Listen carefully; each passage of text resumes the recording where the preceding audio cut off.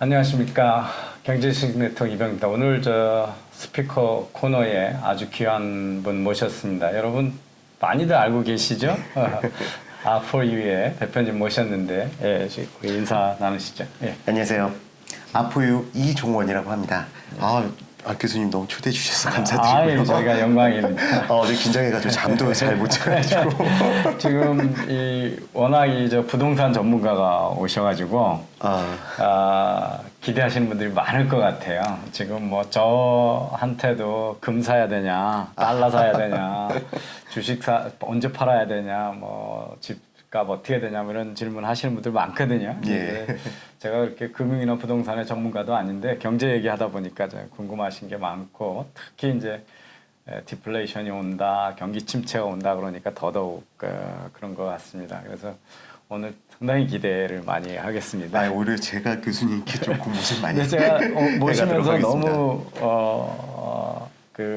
기쁘게 생각했던 게 예. 요즘 왜 부동산 방송 안 하시냐는 방송 올리셨잖아요. 제가 부끄럽습니다.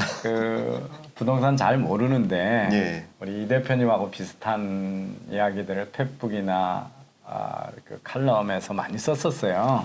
예. 부동산에 대해서. 예. 그래서 우리나라가 이제 부동산에 갖고 있는 신화가 너무 많다. 이제 뭐 그런 건데요. 그 중에 하나가 제가 이 정부 들어와 가지고 2017년 초에 예. 그 김현미 국토부 장관이 두 집까지 있으면 팔아라. 그러고 아직도 투기꾼들이 집값 올린다는 얘기를 부정하는 사람들이 있다고 막 입에 거품 물고 그랬거든요. 그때마다 저는 반론 방송을 갖다 계속 그래서 올렸었죠. 제가 그때 중앙일보에다 컬럼을 써가지고 노무현 정부 때 했던 부동산 정책을 똑같이 하려고 하는 것 같은데 그때에 대비해서 그 실패한 정책에서 교훈을 하나도 못 얻은 것 같다. 그러면서 이제 제가 몇 가지 얘기했는데 그 중에 하나가 투기꾼이 집값을 올리는 게 아니라 집값이 올라가기 때문에 투기꾼들이 생기는 거다.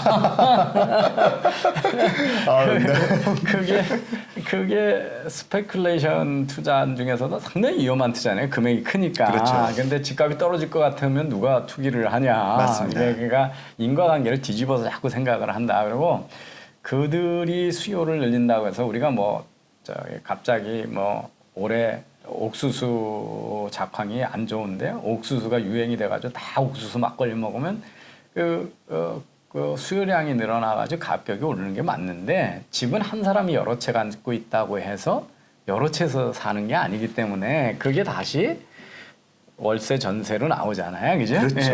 교수님 말씀이 정말 너무나도 많은 그래서 그거는 사재기, 일반 공산품의 사재기하고 전혀 다른 거다. 그래서 그런 사람이 있으니까 항상 집 수요는 가구 수요보다 훨씬 많아야 된다고 임시로 어디 출장 가는 사람도 있고 단기로 외국 사람도 와서 살아야 되고 그다음에 돈이 없어서 못 사는 사람, 살 수가 없는 사람들 그런 사람들이 남한테 월세 전세 살아야 되기 때문에 살 수 있는 수요보다 공급은 항상 많아야 되고 그러려면 여러 채 사주는 사람이 공급을 만들어주는 거기 때문에 긍정적인 효과가 있다 이러면서 그다음에 이제 제가 우리 사회 그래서 집은 거래를 못하게 해서 가격을 낮추는 그건 가격이 아니다. 거래를 못해서 가격이 실종된 거지 가격이 아니잖아요. 그러니까 진짜 주택 문제는 새로 사회생활을 시작하는 사람들이 집을 일찍 살 수 있게 만들어주는 게 그게 좋은 정책이지 집을 살 수 없게 만들어가지고 지금 대출 규제하면 현금 가진 사람밖에 못 사고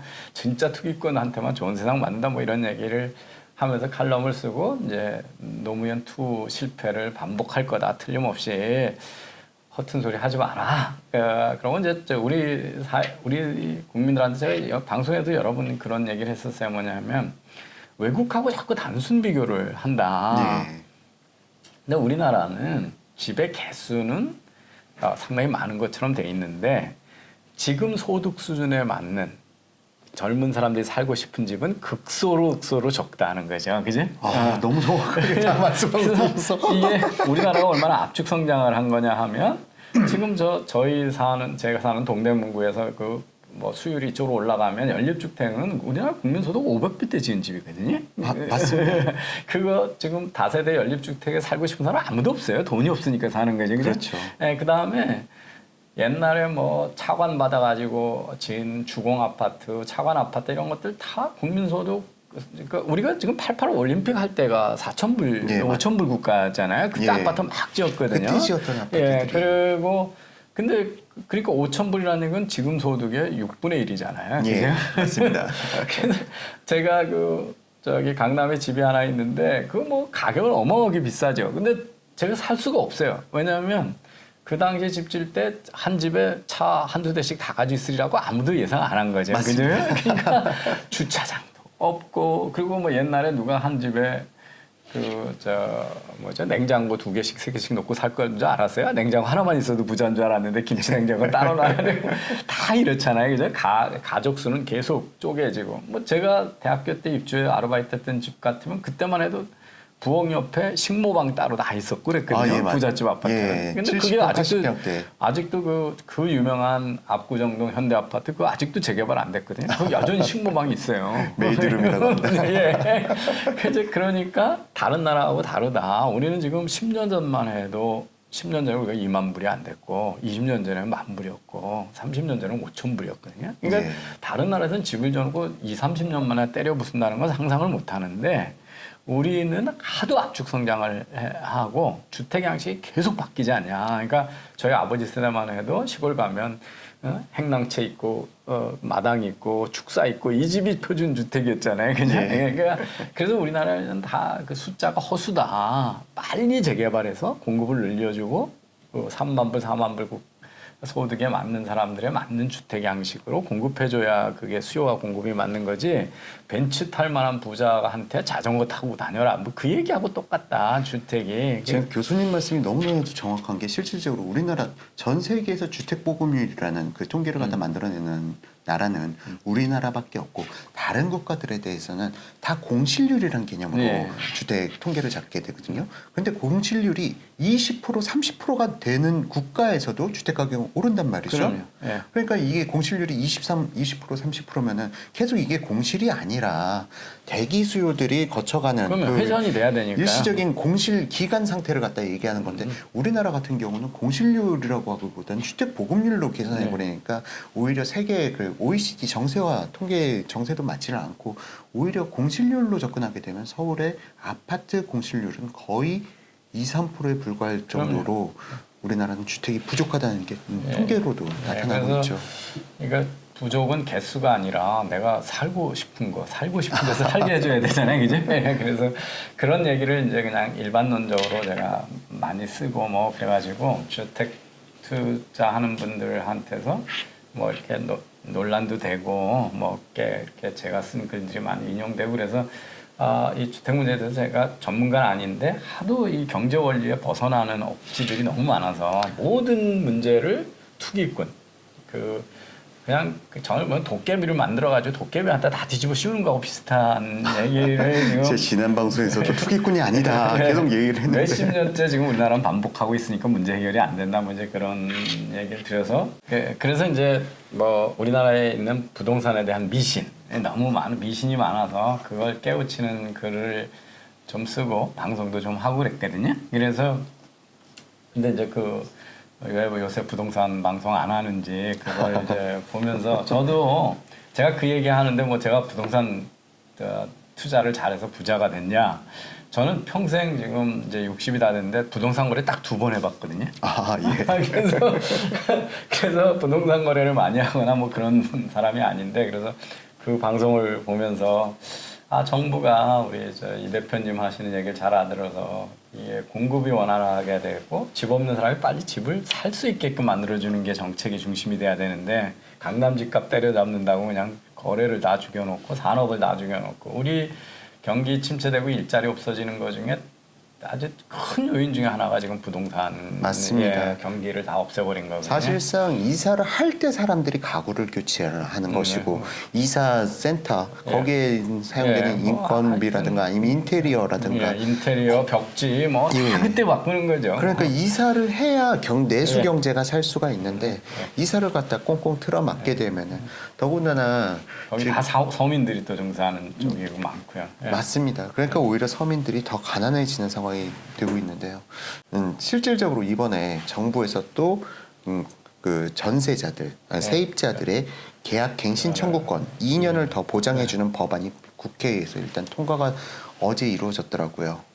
지금 사실상 그렇게 되면은 기존 임차인들이 안 나가고 계속 4년을 갖다가 보장받게 되면은 사실상 더 큰 문제는 지금 이제 이 사회에 진입하려는 신혼부부들 아니면 거주 이전자들 이 사람들은 오히려 아파트 빈집을 갖다 찾기가 어려운 상황이 발생되는 거죠. 선택권이 없어지죠. 그래서 지금 정부 국회의원들도 부동산 아무것도 모르면서 법을 갖다가 제정함으로 인해서 결국 임대가 폭등이 또 오겠구나. 지금 이게 지금 부동산을 갖다가 좀 많이 보유하신 분들의 입장에서는 벌써 그런 분위기를 감지하고 그리고 그 부작용이 엄청 많잖아요. 그 지난번에 이제 상가 임대차 법도 기간을 늘려놔가지고 똑같은 짓인데 근데 이제 답답한 거는 그 보수 정당이라고 하는 야당들도 그런 인기 영합에 그냥 동조한다는 거예요. 그게 너무나도 안타깝습니다. 이제 경제에 무지한 거고 또 그래서 자꾸 우리 한국당이나 이런 보수를 자처하는 야당들에 대해서 젊은이들이 실망할 수밖에 없는 게 이 시장 경제 원리를 위반하고 그 부작용들을 안 보고 당장 그냥 아주 단순한 논리로 인기 영합적인 정책에 너무 쉽게 동조를 해주니까 정당 간의 차이 구분도 없죠. 이제 그런 답답한 얘기는 그렇고 원래 이제 뭐 인기 이끄신 우리 잘 알려진 거는 우리 문재인 대통령 일본 가서 땡땡이 친 거 잡아내셔가지고 아주 어제 어디 가서 제가 들었는데 조국 딸이 지금 다니는 의전의 그 동기 원래 조국 딸보다 2년 늦게 들어갔는데 조국 딸이 2년 유급을 하는 바람에 동기가 됐다고 그러더라고요. 동기를 딸로 두신 분을 만났는데 그 딸인지 아들을 둔 그래서 근데 그 조국 딸 문제 얘기하면서 우선 학교를 안 온다고 그러더라고요. 그러니까 맨날 유급 받는 거가 수업 자체를 나타나질 않는데요. 그래서 그러니까 보면 어떻게 보면 지는 의대 가고 싶은 생각도 없는데 이제 엄마 아빠 등살에 갔는가 봐요. 그래서 그 조국 딸이나 우리 문 대통령 G20 가가지고 한 짓이나 비슷한 것 같더라고 보니까 이 세션마다 다 땡땡이 치고 어디 가서 다른 짓 하신 거 잡아내가지고 되게 유명해지셨는데 그 프로그램은 어떻게 만들게 되셨어요? 애초에 잘 생각할 수 없는 건데 의심하고 어디 가서 뭐 했나 이거 찾아내는 거를 찾아보겠다 이런 생각을 어떻게 하셨어요? G20. G20와 관련돼 가지고는 사실은 G20 그 회담이 있을 때마다 그러니까 매년 있지 않습니까? 있을 때마다 문재인이 사라졌다라는 그런 루머가 계속 퍼들고 바로 그 전해에도 홍준표 대표님께서 그 당시엔 대표였나요? 왜 문재인이가 G20에 만찬장에 없었다. 그런데 또 2019년 올해가 돼서도 또 비슷한 루머가 있어가지고 루머는 못 믿겠다. 내가 직접 내 눈으로 확인해 봐야겠다 하고 나서 알랍들이라는 러시아 방송에서 거기가 메인으로 해서 모든 풀 영상을 갖다 제공해 주더라고요. 물론 비공개 회담은 좀 제외하고 그래가지고 그걸 갖다 풀 영상을 갖다가 빨리 재생으로 해서 8배속으로 해서 돌려보고 있는데 정말 문재인 대통령이 안 보이는 거예요. 그거 아세요? G20가 원래 한국의 이명박 대통령이 주도해서 만든 회의라는 거. 그래서 그 사실은 원래 한국이 주도한 거고 그게 그 당시에 한미 관계가 워낙 좋아가지고 G7이 막 다 결정하고 그러니까 그러지 말고 또 한국도 포함하는 거 하자 그래가지고 선물 비슷하게 오바마 대통령이 이명박 대통령한테 주도권을 준 거거든요. 예. 그걸 지금 다음 정부가 지금 문재인 대통령이 다 말아먹고 가서 얘 주도는커녕 우선 다른 정상하고 뭐 인사도 잘 못하시니까 할 말 없죠. 교수님 말씀 듣고 보니까 생각나는 건데 그 당시에 진보 세력들에서는 그 G20 아무 효용성이 없다라고 하면서 그 당시에도 맹비판을 했었고 우리 서울에서 G20 정상회담이 이명박 정부 때 진행될 때 반대 시위를 갖다 그렇게 했었죠. 네, 근데 우리나라 대통령이 제일 큰 나라 경제 대통령 국가 수반 20명을 완전히 호스팅하면서 자기 마음대로 만나고 이럴 수 있는 기회가 뭐 몇 번 있겠어요, 그죠? 그 당시에 이제 사실은 그런 노력이 아랍에미레이트에 그 원자력 수출하고 녹색 성장이라는 걸 들고 나와서 그게 G20에서 이명박 대통령이 크게 아젠다로 삼았기 때문에 그런 녹색 성장 펀드도 조성이 되고 국제기구도 만들어지고 그랬거든요. 그래서 예. 우리나라가 전 세계 많은 나라가 하겠다고 합의하는 국제기구를 우리나라가 주도해서 만들거나 펀드를 우리나라가 주도해서 만들어 본 적이 없잖아요, 그죠? 그래서 그게 사실은 어떤 의미에서 88 올림픽은 우리나라는 아주 개도국에서 이제 사람 살만한 나라가 됐다라고 하는 선언이었다면. 이제는 외교적인 주변 국가에서 중심 국가 중에 하나가 됐다라고 하는 아주 큰 상징적인 일이었거든요. 맞습니다. 예, 그래서 지금 그 문재인 대통령이 국제에서 다른 나라가 호응할 수 있는 무슨 아젠다를 세팅하거나 무슨 새로운 이니셔티브를 만들고 이런 거 하나도 없잖아요, 그죠? 예. 그래서 뭐 하여튼. 그런데 가서 이제 땡땡이 많이 쳐가지고 하여튼 고맙습니다. 그것 때문에 정말 매의 눈으로 탁 해가지고 좋은 걸 만드셔가지고 유명해지셨는데. 근데 그때는 정말 제가 좀 힘들었어요. 학원 올리고 나서 청와대에서 고민정 대변인이 나와서 얘 가짜 뉴스야 네. 하고 지목해버리고 전 언론사들이 나서가지고 G20에서 사라진 대한민국 이거 가짜 뉴스다. 네. 뭐 극우다라고 표현한 종편도 있었고 그 이야기를 듣고 내가 정말 뭔가 문제가 있는 사람인가 해서 다시 한번 그 G20 영상을 갖다가 정말 거의 한 2박 3일을 갖다 다시 한번 살펴봤어요. 그리고 그때는 우리 문재인 대통령뿐만이 아니라 다른 정상들까지 다 같이 살펴봤습니다. 그러니까 20개국의 정상들을 갖다 다 자리에 얼마나 있는지 그걸 갖다 다 시간 체크를 해봤더니 그 영상상에서 그 당시 한 개 국가를 제외하고는 그게 남아공인가요? 남아공 한 개 국가 대통령을 제외하고는 19개 국가 대통령 중에서 문재인 대통령이 참석률이 가장 저조했던 걸로 나타났습니다. 그래서 청와대에다가 내용 증명을 해서 공문을 보냈어요. 제 주장을 갖다 가짜 뉴스라고 말씀하셨는데 그럼 이거에 대해서 확인해 달라. G20에 참석한 대통령들 중에서 참석률이 가장 저조한 대통령이 누군가 네. 그 부분에 대해서 질의하는 공문을 갖다 보냈는데 그거에 대해서는 또 답변이 없습니다. 당연히 못하겠죠. 뭐 저는 경제 뉴스에 국한되긴 하지만 가짜 뉴스의 총본사는 우리나라 청와대죠. 그래서 청와대가 딴 데다가 무슨 가짜 뉴스 얼마 전에 얼마 안 됐잖아요. 경제 올바른 방향으로 가고 있다 뭐 이런 얘기를 또 대통령이 완전히 정신 나간 얘기를 하고 있으니까요. 그래서 그건 너무 큰 기여를 하신 것 같고 이제 다시 부동산 얘기로 좀 돌아가서 아까 이제 부동산 거를 못 하는 이유가 서민들한테 사실은 자산 축적을 하고 살고 싶은 데서 살게 해주고 또 그런 거를 했는데 이제 서민들은 자꾸 문재인 대통령 얘기 믿고 집 안 사고 뭐 그런 걸 하시면서 답답해 하셨는데 지금 이제 부동산 또 최근에 정부가 바짝 긴장하잖아요. 그랬더니 또 해법이라고 나오는 게 아까 이제 그 전세 기간 뭐 이런 거 계약 기간을 2년에서 4년으로 예. 뭐 늘려주는 규제.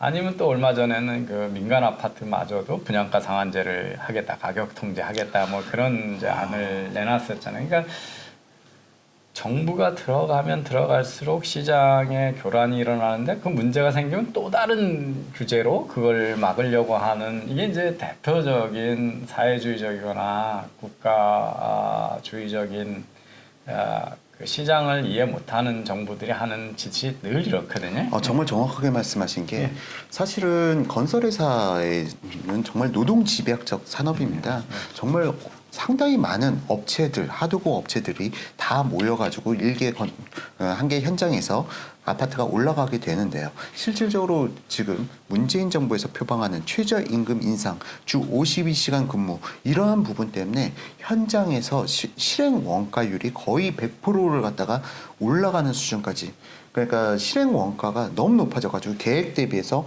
다 오버되는 상황이 만들어지고 있는 상황입니다. 그런 상황 속에서 다시 분양가를 갖다가 규제한다라고 해버리니 건설회사들 입장에서는 자, 그럼 이제 우리 공급 줄이자 라는 쪽으로밖에 갈 수가 없게 되는 것이고, 만약 그런 기조가 유지가 된다면은 우리나라가 한 해 지금까지 평균적으로 따지고 봤을 때는 매년 30만 가구씩은 계속 증가를 해왔습니다. 그러면은 그 30만 가구가 늘어난 것 플러스 멸실되는 주택, 아까 교수님께서 말씀하셨듯이 요즘 반지하 같은 경우는 다 공실납니다. 그만큼 삶의 질이 높아졌으니까요. 그런 수까지 합치게 되면은 최소 35만에서 40만 가구가 공급이 되어줘야만 주택시장이 안정을 찾을 수가 있는데, 지금 현재로서는 지금 내년 하반기부터 서울 역시도 주택 공급이 부족해질 거고요. 경기도는 벌써 올해 하반기부터 시작될 것으로 보입니다. 그렇게 되면은 내년 하반기부터 서울 및 경기도권의 상승은 좀 무서울 정도로 나타날 수가 있다라고 저는 생각하고 있고요. 이제 그 상한가를 결정하는 기준 있잖아요. 예. 그것도 되게 황당해요. 이런 거예요.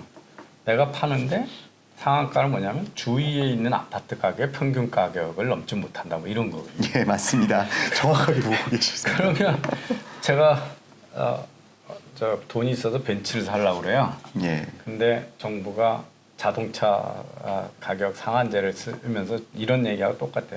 니네 동네 사람들의 그 가지고 있는 중고차 가격 이상으로는 가격을 못 받는다. 그래서 주위에 있는 사람들이 다 국산차, 싼 차, 경차 가지고 있으면 벤츠 값도 경차 가격에, 그것도 중고차 가격에 팔아라, 그런 얘기거든요. 그래서 이 주택이라는 것도 평수만 있는 게 아니라 그 안에 뭐 편의 시설이나 얼마나 상가로부터 가까우냐, 좋은 학교가 있냐, 수많은 요소가 결정이 돼서 가격이 결정이 되는 건데, 시장적인 요소를 완전 무시하고 있는 다 무시하는 정책이죠. 거죠. 평균에 의해서 얼마나 단순하고 한 계산이에요. 그렇게 되면 이제 억지로 만들어 놓은 걸 그렇게 하라고 그러면 이제 품질을 낮추는 수밖에 없겠죠. 뭐. 예, 맞습니다. 그러니까 넣어줘야 될 철근도 몇 개 더 빼야 되고 뭐 이런 거죠.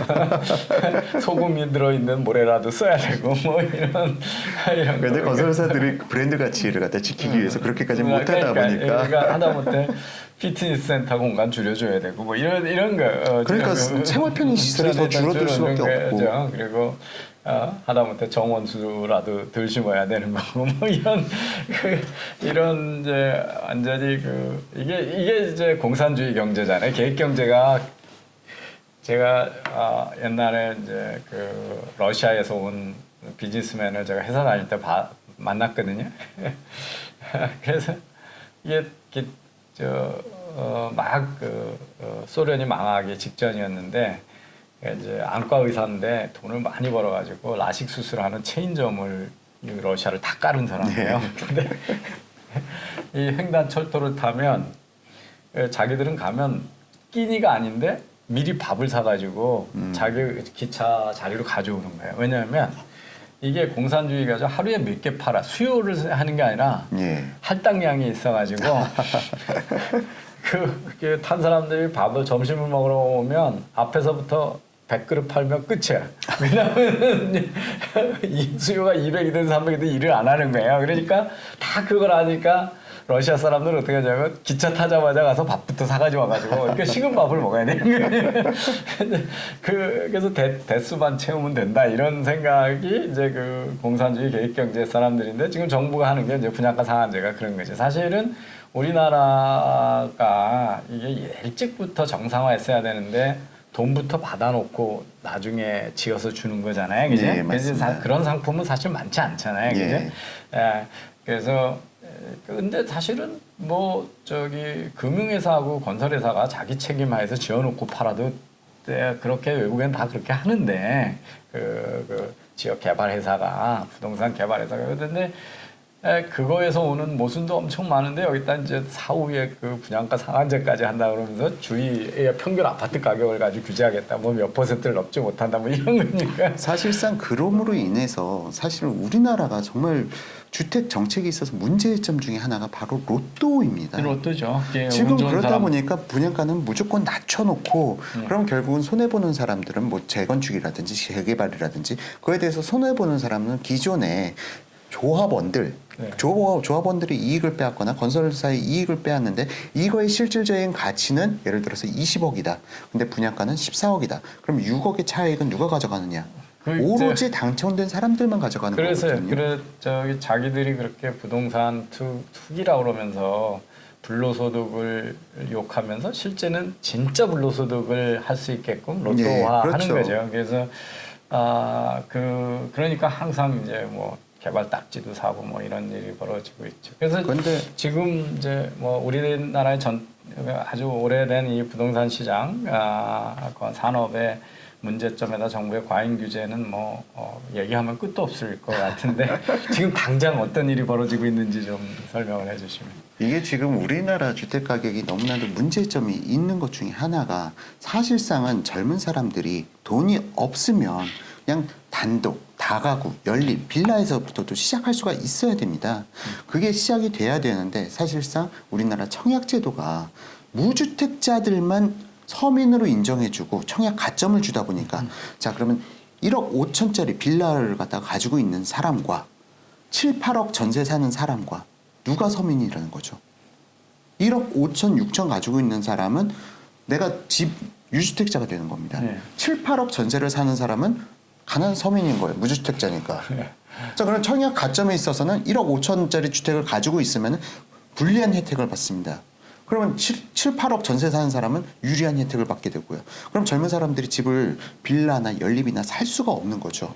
그럼 빌라나 연립이나 있던 이 거래는 기존에 주택을 가지고 있었다거나 유주택 기간이 있었다거나 그런 사람들끼리밖에 거래가 안 될 수밖에 없고 그리고 나서 실질적으로 시장, 아파트 시장이라는 별개의 시장은 완전히 로또 시장으로 만들어버리기 때문에 서민을 양상시킬 수밖에 없는.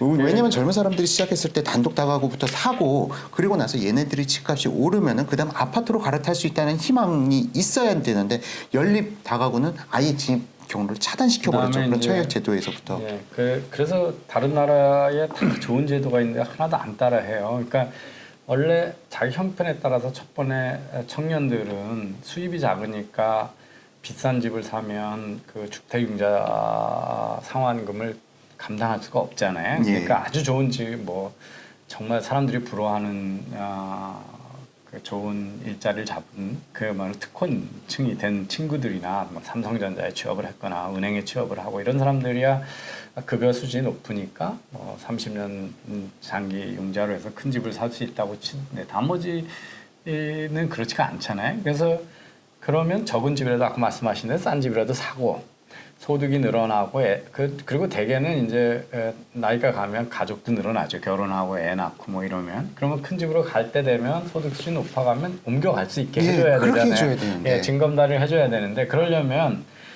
그 첫 번 싼 집을 사가지고 가격이 올라간 걸 가지고 다음 집을 살 때는 그게 다시 또 글로 들어가는 돈이니까 이게 아무리 1억 5천짜리 뭐 연립주택을 하나 샀다. 그게 3억이 됐다 그래도 그 3억에다가 또 돈을 보태야 아파트 사는 거니까 그걸 거기에 쓸 수 있게 해줘야 되는데 1억에서 3억 올라갔으니까 양도 차익 생겼으니까 맞습니다. 그걸 정부가 뺏어가겠다 이거잖아요. 그러니까 옮겨 타기도 안 되는 거고. 옮겨 타기도 못하고 그러면 이제 우리가 재산 형성이 안 되는 거죠. 그렇죠. 그래서 지금 캐나다 같은 데가 다 그래요. 첫 집을 사가지고 다음 집으로 이사를 가는데 첫 집이 아무리 돈이 많이 거기서 차익이 났어도 그 다음 집을 사는데 들어가는 그 다음 집 값이 첫 집 판 가격보다 높으면 양도세액이 없어요. 예, 그 세금을 안 뜯어가는 거야. 예. 미국도 한 그 제도를 한 10년 이상 유지했었거든요. 예. 그래야 청년들하고 서민들이 집을 사서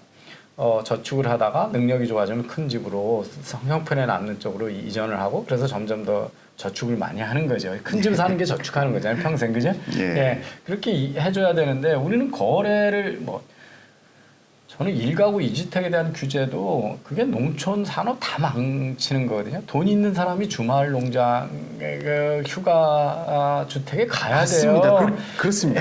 서울에 있는 돈이 있고 직업이 있는 사람은 어떻게 시골 가서 살아요, 그죠? 그 시골에 돈 있는 사람이 좋은 별장이라도 줘야 거기 정원사도 거기 가서 살고 그래야 인구도 늘어나고 거기 그 도와주는 사람도 살고 이렇게 해가지고 그런 거를 활성화해야 우리나라에 예쁜 집도 지어지고 농촌도 살고 산업도 살고 이런 건데 무슨 집 여러 채 가지면 무슨 큰 제약이 있는 것처럼 얘기를 하고 투기꾼이라고 몰아가고 그래놓고는 장관들하고 청문회 오면 전부 거짓말하고 옛날에 자기들 다 그렇게 쓰면서 현 지금 김현미 국토교통부 장관의 말에 모순점이 있다면은 실질적으로 한 사람당 하나의 주택만 가져야 된다라고 하면은 실질적으로 그럼 임대는 누가 하나요? 그럼요. 그럼 임차인이 생겨날 수가 없는 구조가 되고. 그러면 우리나라 사람이 모두 집을 살 수 있는 능력이 있는 사회가 돼야 된다는 거잖아요. 그거는 그런 없는 거 특히 이제 그 도시 집중이 커지면 대도시화하고 되고 그러면 다 자가 보유율이 낮잖아요. 예. 그러니까 왜냐면 뭐 청년들이 언제 그렇게 바로 집을 살 수 있어요, 그죠? 예, 그래서 어차피 원룸에도 살아야 되고 뭐든 살아야 되고 스튜디오에도 살아야 되기 때문에 이제 그런데 어떤 제도도 안정적이지 않아요. 뭐 이렇게 임대 사업자로 등록하면 뭐 세금 안 할라 했다가 뭐 1년 해보고는 또 다시 그 제도를 또 확 뜯어고치고 무슨 애들 소꿉장난도 아니고 이렇게 중요한 정책을 그냥 6개월 단위로 그때 뭐 방금 이것도 임대 계약을 임차인들한테 뭐 2년 있던 걸 4년으로 갱신 요구권을 준다. 그거 얼마나 중요한 제도 변화예요, 그죠? 그러면 그걸 무슨 5년, 10년을 예고하고 해도 사회가 적응할까 만데 그냥 아주 단순하게 국회의원 몇 명이 모여가지고 아니면 공무원 몇 명이 모여서 야 이거라도 해가지고 하면 내년 총선에 표에 도움이 돼 이거거든요. 서민들이 있으니까 지금 주택은 못 늘리니까 이제 전세금 안 올려주고 더 올라갈 수 있게끔 뭐 하겠다 이런 얘기인데 그러면 그게 앞으로 경제나 사람들이 계속 이사를 다녀야 되는 필요성도 많잖아요. 그죠? 네. 그리고 이게 재산인데 팔고 싶을 때 팔아야 되는데 그 계약에 어떤 사람이 들어와 있어가지고 기간이 많으면 그거 거래도 잘 안 되는 거고 그러면 경제 전체가 동맥 형상을 일으키는 건데 아무런 예고도 없이 그냥 후닥닥 저질러 놓고는 문제 생기면 또 다른 규제를 도입해요. 그러니까 이게 점점 꼬일 수밖에 없는 거죠. 그러면 뭐 속이 너무 답답하시죠. 저도 우리나라 부동산 저거 얘기할 때 이 경제의 일반 원리를 워낙 무시하면서 뭐 경제 정책 전체가 그렇지만 부동산에 대해서는 또 국민들이 그 불로소득이니 뭐 부동산 투기니 이런 거에 완전히 세뇌가 돼가지고 그런 정책을 지지를 해요. 자기 망하고 자기 이사 다니기 힘들고 자기가 집 할 때 힘들고 자기가 벌어놓은 돈 정부가 뺏어가고 다 이런 건데 마치 뭐 그 개발 초과이익 환수제 아니 초과이익이라는 게 어디 있어요 세상에 세상에 초과이익이라는 건 없는 거거든요. 맞습니다. 이익이지. 근데 뭐 그런 것들을 다 지지하니까 이제 이런 시장 원리를 이해하시고 그런 쪽에서는 보면 이제 너무 답답하고 속만 상하시는 거죠, 그죠? 지금 네.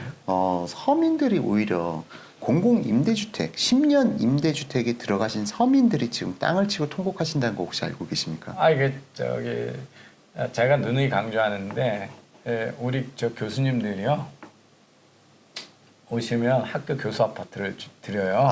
그래가지고 첫 2년은 아무 비용 없이 쓰시거든요. 예. 그리고 5년 동안도 거의 뭐 비용 없이 쓰게 해요. 근데 지금 서울에 저희 카이스트는 옛날에 서울에 있다가 다 대전에 내려와가지고 경영대만 있다 보니까 교수 아파트가 남아 돌아요.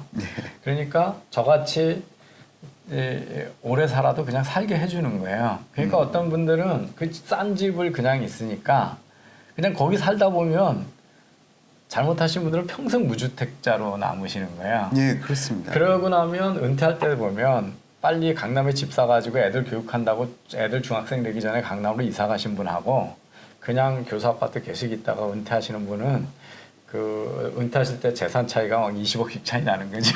그러니까 이게 공공주택이 당장의 그 주거 비용이나 주거 안정을 도우면 되는데 평생의 재산 형성이라는 관점에서 보면 아주 쥐약이 될 수가 있는 거죠. 그 소위 복지의 그 덫이 될 수가 있어요. 더군다나 10년 전에 임대를 갖다가 선택하셨던 특히 그 당시엔 시프트라고 해서 장기 전세, 예. 장기 전세 개념 말고 또 전세 개념으로 해서 10년 임대 주택 거기다 월세 조금 합쳐서. 예. 근데 그 전세금으로 차라리 그 당시에 대출을 받았으면 그 근처에 비슷한 규모의 아파트를 살 수가 있었는데 지금 이제 10년이 돼서 분양 전환가가 나와보고 나니까 주변 시세 대비 뭐 그래도 좀 싸게 잡았다고 하더라도 감정가 대비해서 나오다 보니까 뭐 그 당시에는 4억이면은 살 수가 있는데 갑자기 분양 전환가가 7, 8억이다. 그러니까 이 사람들 입장에서 너무나도 허탈한 거죠. 내가 왜 임대주택을 살았을까? 그런데 지금 우리나라 상황이 꼭 그렇습니다. 왜냐면 너희들한테 2년에서 4년 정도 더 안정적으로 살 수 있게 해줄게. 너희 집 사지 않을 때 걱정하지 마. 그럼 그 4년 후에 집값이 오른 걸 갖다가 감안하게 되면 이 사람들이 이 세입자들이 느끼게 될 허탈감이라는 것은 정말 말로 다 못할 겁니다. 그래서 제가 그 노무현 대통령 때 집은 사는 곳이지 사는 것이 아니다.